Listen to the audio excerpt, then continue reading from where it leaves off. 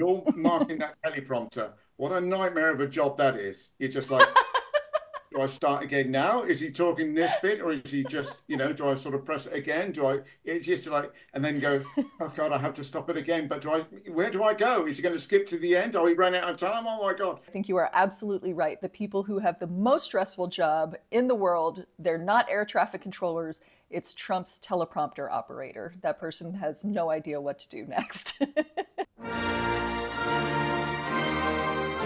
Hello, everyone, and welcome to A Very Special Relationship, the podcast that translates dumpster fires into sticky wickets. We are back from a little break, and I am so excited about this. We have lots to catch up on.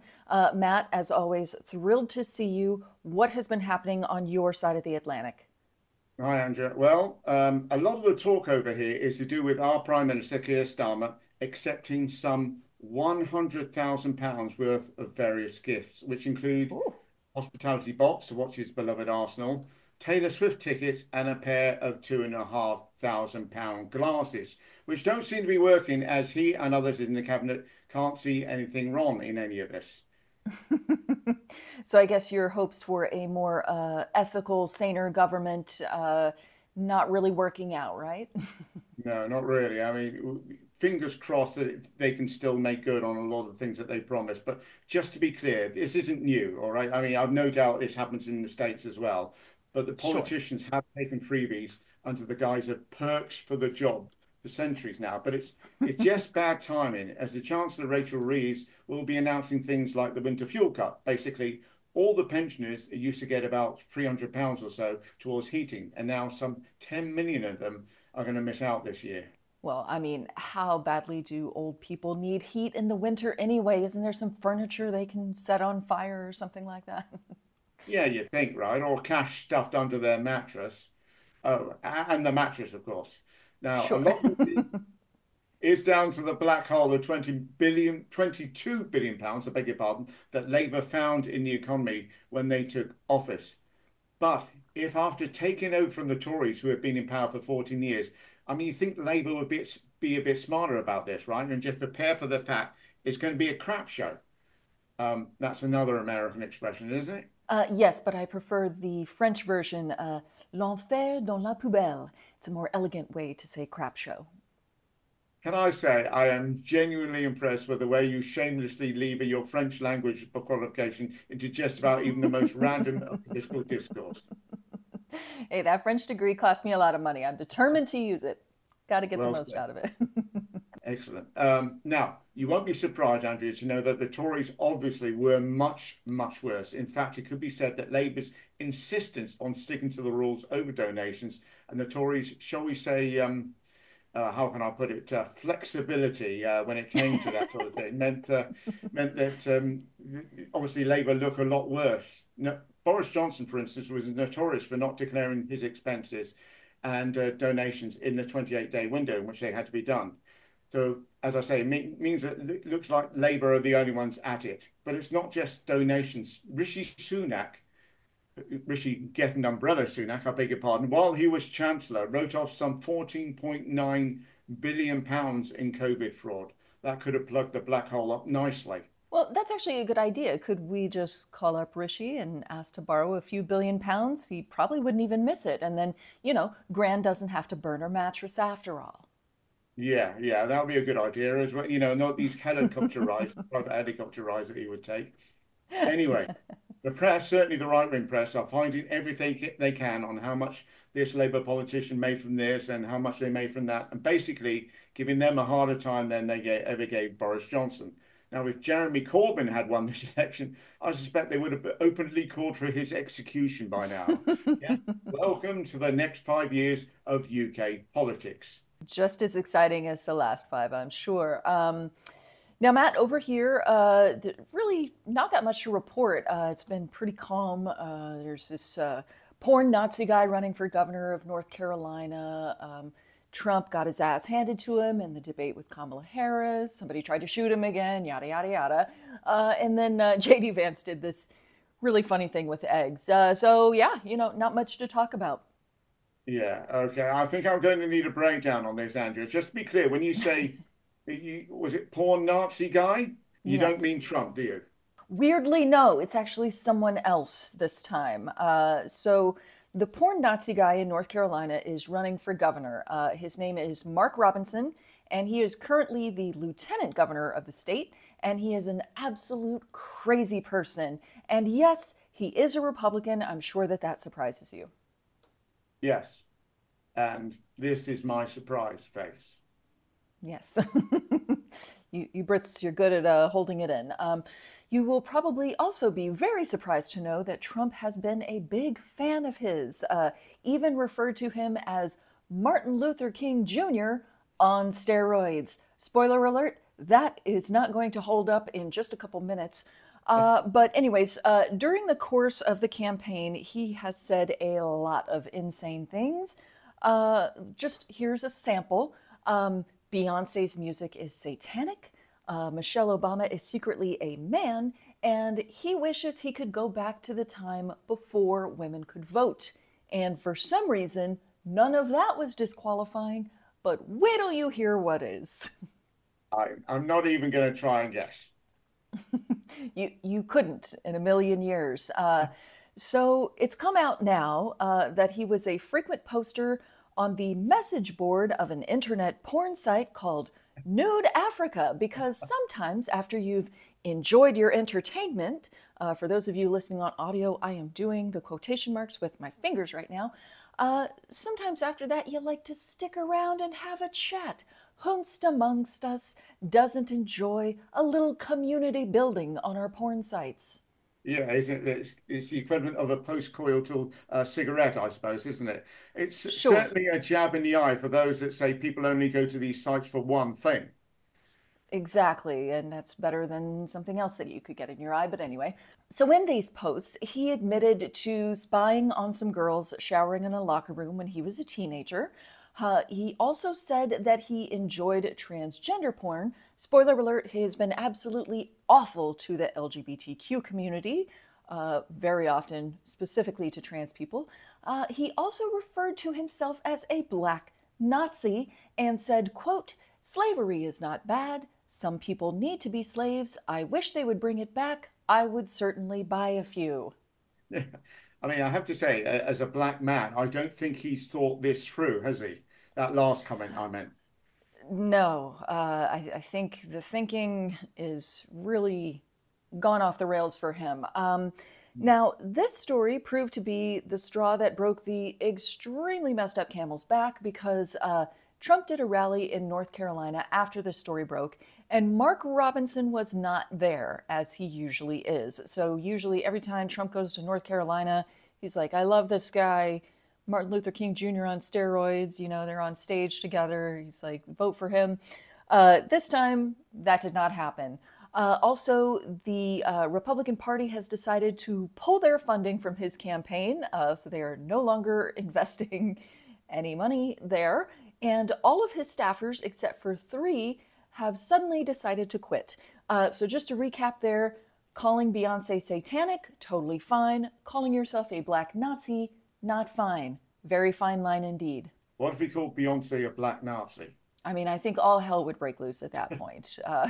There's no telling what would happen. So, Matt, big news story happened over here, and I know that we texted about it a bit, but I'm curious. When you guys in the UK heard about the second Trump assassination attempt, what was your reaction to that? Yeah, we did, didn't we? Yeah, we WhatsApped, in fact. I'm genuinely thankful that he wasn't hurt, by the way. I obviously want to see him lose and lose badly in the elections.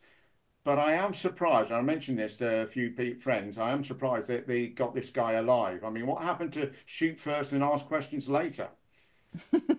That is the American way, isn't it? I think they actually did shoot at him, but he got away without being hit. And you're like, okay, best snipers in the world, supposedly. I don't know. Um, what I found weird about all this is that over here, everybody was just kind of like, sheesh, again, and then just went on with their day. It is very strange to me because this is big news.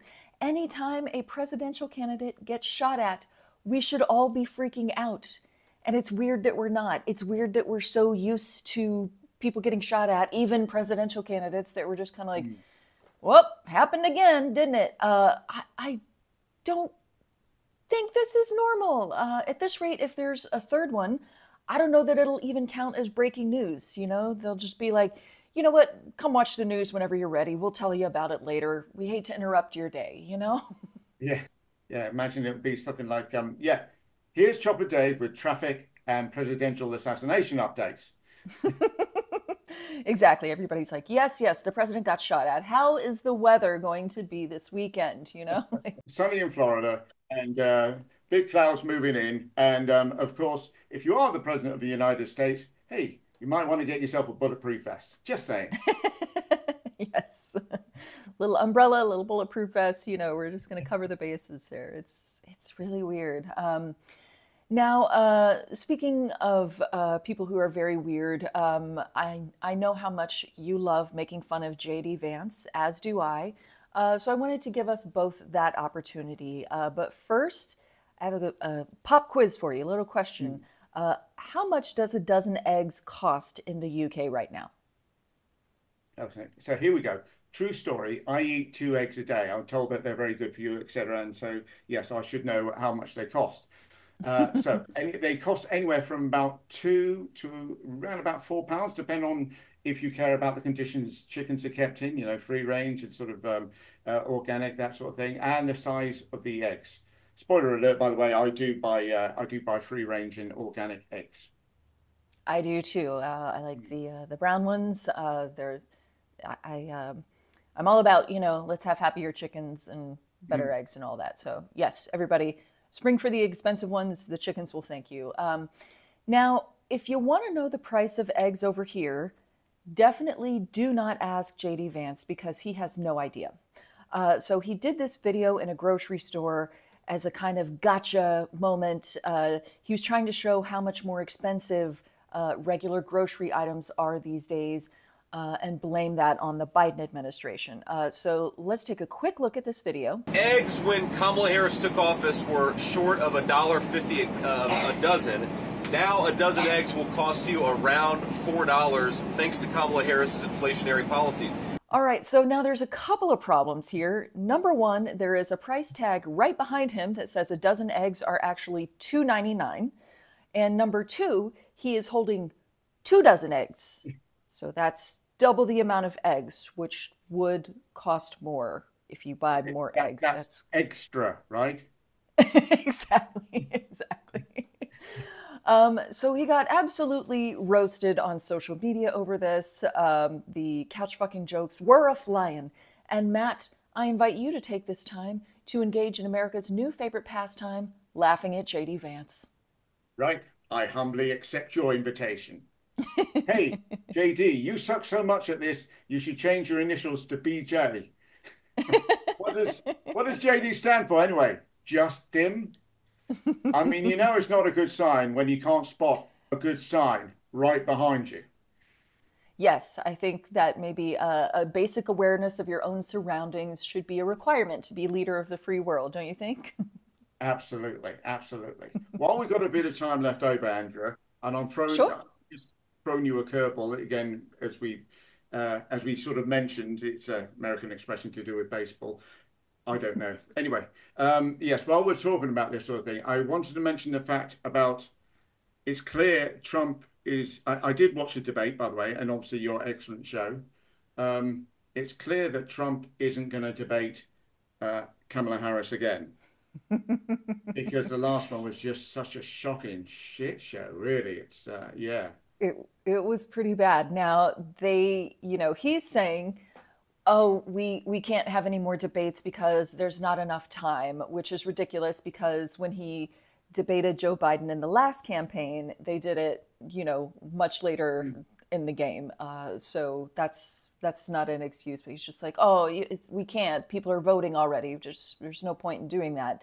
I think he is very scared of having another debate because I think honestly at this point he is completely incapable of behaving in the way that he needs to behave in order Yeah. to win this thing. He every time he does a speech, he'll say like, "Oh, I'm going to do a big economic speech on Thursday, and everybody's like, okay, all you have to do is just read what's on the teleprompter and shut the hell up. That's it. That's all you have to do. Just read, Can I say, by the way, bounce. if you're marking that teleprompter, what a nightmare of a job that is. You're just like, do I start again now? Is he talking this bit, or is he just, do I sort of press it again? Do I, it's just like, and then go, oh God, I have to stop it again. But where do I go? Is he going to skip to the end? Are we running out of time? Oh my God. As stressful as any job I can imagine. Well, as Yes. stressful as any job could be. Yes. But Yes, I want, the Trump campaign people who are advising him, they have a pretty stressful job. But I think you are absolutely right. The people who have the most stressful job in the world, they're not air traffic controllers. It's Trump's teleprompter operator. That person has no idea what to do next. what I love as well is that he turned around and said that the Democrats cheated. They must have known the questions beforehand. And I'm like, because because what? Because Kamala Harris wasn't talking about pets being eaten in Springfield. And that's another thing, by the way. And I know that it's nothing to do with Trump or anything, but this made what he said all the more hilarious. Is that I genuinely didn't know there was a Springfield in America. So for me, and I suspect loads of other people around the world, Springfield means one thing: The Simpsons. And that's Right. where, you know what I mean? That's instantly what we thought. You know what I mean? He's watched an episode of The Simpsons, and this is where he's got it from. Yeah, Outstanding. and honestly, it's weird when an episode of The Simpsons is more realistic than, the rumors that are flying about in real life. So, I don't know if you've been following what's going on with this, they're eating the pets story in Springfield, Ohio. Ohio, P.S., is J.D. Vance's state, right? And Hey, so the people that he represents, in the Senate, he has totally messed up their town because what happened when all of this, when he started parroting these rumors and then he fed that to Donald Trump and then Donald Trump, of course, blew it up times 1,000.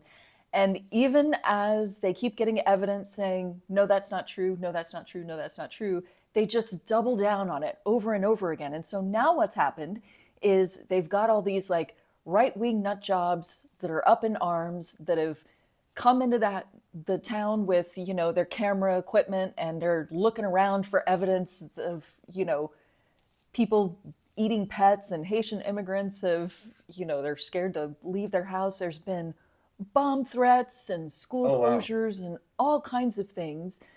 And the mayor of the town is like, please just shut up. Please do not come here. Please just stop.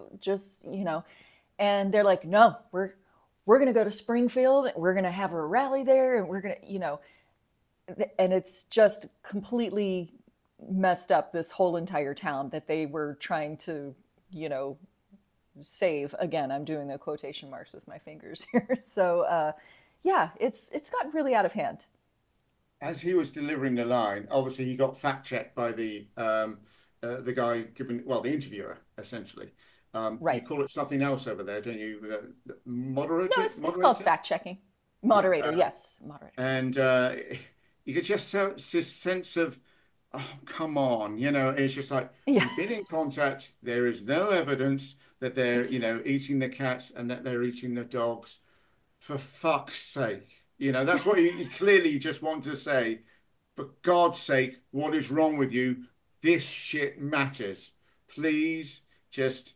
And you see yeah. Trump going, well, I saw it on the, I saw it on the, apparently it comes from a Facebook post about 13 years ago or something. Well, all Facebook posts are notoriously accurate, so I completely understand why he used that as his source. That makes total sense, right? Everything on That Facebook, we go. 100% accurate, no need to fact check it. So, are you nervous for? And obviously, I'll probably be keep asking this question. Are you a bit more confident since the last time we spoke, I suppose, about Kamala Harris victory, or are you a bit more nervous about Donald Trump victory? Or I am hopeful. I will not. relax. My muscles will not unclench until she is sworn in. Yeah. Because we know a lot can happen between election day and inauguration day. A Yes. lot can happen. Some might say too much. Um, so that will be really when all of my muscles finally unclench is when that happens, and not a minute before. Having said that, though, I do see some good signs out there. So the polling has all been very close, but it seems to all be trending in the direction of her winning. And what I've noticed in the polling, and I spend way too much time reading about polls and listening to podcasts about polls and thinking about polls, and I am a deeply deranged human at this point. But what I have noticed as kind of a recurring theme is that no matter what Donald Trump does, his number doesn't change. But when she does stuff, her number gets better. Yeah. And so she has some room to move around. Whereas, weirdly, even though she's the vice president, she's less well known than, Trump or Biden. Everybody knows how they feel about Trump and Biden at this point. Mm. Everybody has that kind of calcified in their brain. But with her, there's a lot of people saying that they want to find out more about her and her positions and, her how she feels about things and all that. So I am hopeful. I am. Can you be hopeful and terrified at the same time? Is Yeah, that yeah. okay? I'm sure. I'm sure that's. If I was in that, well, can I say to a certain point, the rest of the world is with you in that particular moment. We're all kind of sat there going, please, with the exception, of course, of China and Russia, who are sitting there going, Trump, Trump, Trump. Um, Sure. yeah, Maybe Hungary too. maybe Hungary too. Yes, but Yeah, I'm yeah. actually curious about that. Like what are British people worried about as far as, if Trump were to get reelected, what are the cascading effects that you guys are the most worried about? Well, now obviously every country is different. What I can say, certainly in London, although London is more, I suppose, like it's more of a sort of a liberal city, as it were, is that Hmm. it will lend itself to this, the idea that the right wing are rising. We've seen the right wing Mm, riots happening this year, um, right, in the UK and stuff, and it will just feed into this narrative because Trump, as well as actually retweeted stuff from EDL, who are a kind of horrible racist far right sort of organization over here, and I think he right. will probably use that, especially if he knows it's his last time. Well, will it be his last time? That's the question, isn't it? Should be his last time if he does get elected. Um, he will use it to sort of very much push that narrative, I think, in certain countries around the world. And I think as well, it will, because the UK is such a obviously close partner of the US and we're kind of reliant on the US for so much, as indeed so much of the Europe and Western world are, that I think we will kind of get on board with whatever he says, and that worries me a little bit as well. You Yeah, know, yeah. That makes sense. I think over here we are worried about a couple of things. Number one, as a woman, I like having rights. I have fewer rights than other women because I live in Texas. Um, but I would like to have rights given back to me that were taken away. but And Andrea, and you don't have the right to give birth and then kill that baby, do you? and I never did actually, and I would never want to. No, of course. Because I've never heard of a woman who's like painting the nursery, like folding up the tiny little clothes and going, you know what, I think I gotta pull the ripcord on this. I don't think this, like that does not happen. Like But if I'm going to if you wait. have painted the nursery, you're in. Yeah. You're gonna do it, right? There's not, you don't have this buyer's remorse thing. There's definitely some times where like you're in the middle of labor and you're like, this was a terrible idea. I'm in a lot of pain, but that's temporary. And then you see the baby, and then Of you're course. like, you don't you don't see the baby and just go, yeesh, I don't think so. Yeah. Like that's just not how it works. But yes, as a woman, I would like more rights than I currently have, not less. And it seems like they want to go back the other way. And then the economy. Obviously, global economy after COVID was just shattered, and it has taken some time to build back up. And I know that you have dealt with this over in the UK, right? You have Yeah. terrible inflation in the UK, just like we've had here, right? Yeah. Yeah. Of course. Of course. So that's a global phenomenon. That's not any one government's, problem. I mean, China right now, they're having trouble with their economy too. It's global. It's a global thing.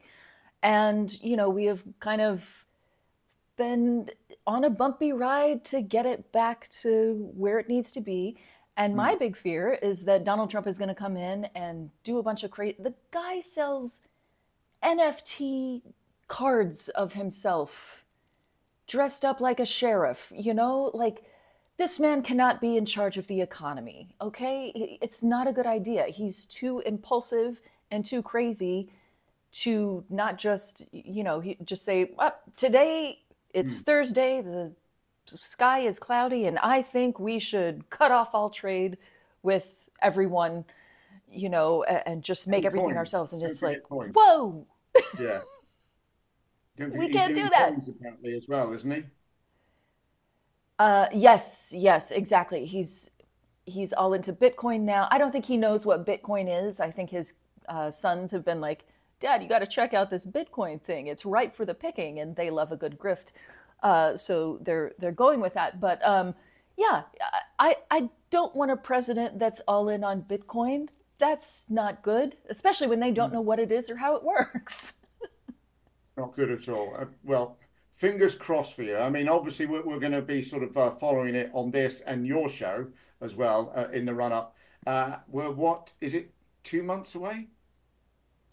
It's a little over 1 month away. So it's November 5th, I believe, is election day this year. And today is September 25th. So it's like a month and 10 days until the election. And that is so little time. And I'm a little freaked out by that. But You could barely have a British election in that time. That's how short it is. It's so short. It's so short. We could swap prime ministers 3, 4 times. well, Yeah. if you guys decide to do another switcheroo, keep me posted. It's always fun to hear about, a new one being Oh, swapped in like the Indiana Jones bag. that's the thing I forgot to mention. They've done a poll, and I didn't see actually who did the poll, but they've done a poll, and Keir Starmer hasn't really covered himself in a lot of glory based on what he's done. He's kind of fallen into the trap that they've laid for him, which is kind of stupid because he was a lawyer, Crown Prosecution Service. He was head of that for about 10 years or something. Um, Mhm. but he is now less popular than Rishi Sunak was when he lost the prime minister, and that was only 3 months ago. Ooh, The good news, wow. we've not got another election for another 4.5 years, Hmm. and he's not going to. Well, they may kick him out. I don't know if they're not going to do so for a few years, um, because he's got such a massive majority that even if Yeah. they can afford to lose this by-election, lose that by-election, have people swap over, it's far bigger than Johnson ever had. So yeah, there we are, but not Interesting. good. All right. Well, I hope that you maybe get to stick with this one for a little bit, and hopefully he starts doing a bit of a better job. And Yeah. I hope we get the right person in place over here, and then Yes. we can all start to relax a little bit on both sides of the pond. I think both sides That's of the right. pond have been very stressed. So looking forward to chilling out with a cup of tea over here too. Cheers, indeed. Yes. All right. Well, that's all the time we got for this week. Thank you, everyone, for joining us. For more on the US state of things, and you can never get enough crazy, right? Do subscribe to Andrea's channel at Phoenix News Network. For the Brit Stick, there's my show, which can be found at theinterestingtimes.co.uk. Yes, we start again Sunday. Just a quick sort of recap there. So see you then, and see you next Wednesday, Andrea. See you next Wednesday. Bye bye. Bye-bye.